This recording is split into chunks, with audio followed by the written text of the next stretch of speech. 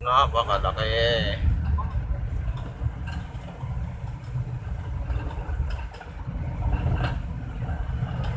Wasak na wasak. Ang puso ni Mas Timachi.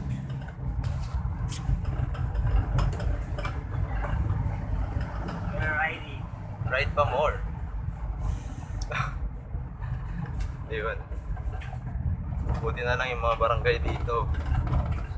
Maagap. Maagap. Hindi na kayo magpapadyak pa uwi. Tuwa si Dion. Hindi na siya magpapadyak pa uwi. Grabe. Hi guys, ayan na nga. Kung nakikita nyo yung daan dito, ang daming lusong at ahon dito. Pero hindi pa ako dito yung nadisgrasya ko. Nandun pa sa Barangay Kamatsin pa yon.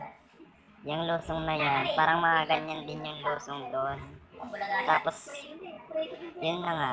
Doon ako nasempla. Ganito kasi yun. May kasalubong akong sasakyan. Tapos lusong ako. Tapos yung sasakyan naman paahon. Yung paahon niya, kinain niya yung gitnang side ng kalsada. So ako naman, inilagan ko yung sasakyan. So andito ako sa gutter, napunta. Yung gutter doon, umuulan nung araw na yon. Tapos madulas yung gutter, doon ako napunta sa gutter. Tapos nadulas yung bike ko, napihit ko yung train ako ng sagad. Tapos tumilapon ako sa gilid. Nauna yung baba o kaya naunang nabita. Tapos ayun guys, pag kayo na-semplang or na untog yung ulo nyo, ako na untog yung baba ko, medyo naalog yung utak ko siguro. Tapos naglabo talaga yung mata ko nun. Tapos dapat pala guys, wag kayo munang tatayo. Dapat upo lang kayo guys, wag kayong yuyuko. May hilo talaga kayo. Ayan, andito na kami sa clinic ng DRT. Bali, ginagawa ni ate, nililinis na yung aking sugat. Kasi tatahiin na ni madam. Ayun. Ayun si ate. Siya pala yung nagtahi. 5 stitches lang naman yung tahi ko sa baba. Tapos yung mga minor na gasgas, hindi ko na rin pinagalaw sa kanila kasi ang sakit. Baka pag ginalaw pa, aray-aray na talaga. Tapos guys, share ko lang pala, yung clinic pala dito, wala akong binayaran dun sa tahi, tsaka dun sa gamot. Bali nagbigay sila ng gamot na dalawang meds. Yung isa mefenamic tsaka yung isa antibacterial ata yun. Bali dalawang tabs ng antibacterial tsaka isang tablet ng isang tablet ng mefenamic. Ayun. Tapos nung pauwi kami, hinatid pa kami nung patrol. Oo, napakaswerte. Hindi na kami nagpadyak pa uwi. Simula DRT hanggang Novaliches. Opo. Ayun, naggas na lang kami ng 500 pesos para dun sa patrol. So, ayun lang guys, nangyari na yung accident.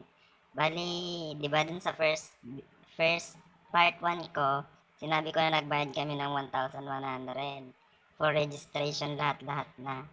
So, ayun talaga yung kahalagaan nun guys. Kung wala yung registration na yon, hindi kayo papakialaman ng barangay doon. Hindi kayo mafe-free ng kung meron man ma-injure sa inyo, hindi kayo dadalhin sa clinic siguro kung ganun. Or dadalhin naman kayo, magbabayad kayo ng mga bills, ganun siguro ata. Hindi ko rin sure, pero feeling ko ganun. So, ayun na lang. Sharing is caring. Love mo ha. Sinabi ko kanina, dun sa part na hindi kayo tutulungan ng barangay kung magka-injure kayo pag di kayo nag-register. Ayun. Yun lang kasi yung pagkakaalam ko na napagkwentan namin ni ate. So ayun, andito na kami dun sa hinatid na kami ng patrol dito sa amin. Dito sa Nova. Ayan, pababa na kami nito guys. So ayun, thank you po pala sa nagatid sa amin at kay Ate Sel na tour guide namin. Ayan si Madam, naka-pink, yung tour guide namin si Ma'am Sel. Hindi niya kami talaga iiwan. Very thank you talaga, Ma'am Sel. Ayun. Bababa na kami. Thank you guys. Bye-bye. Pasensya na sa abala. Ayun. Ayan. Binaba na rin nila yung bike ko. Nangarag na. Bye-bye. Ingat po.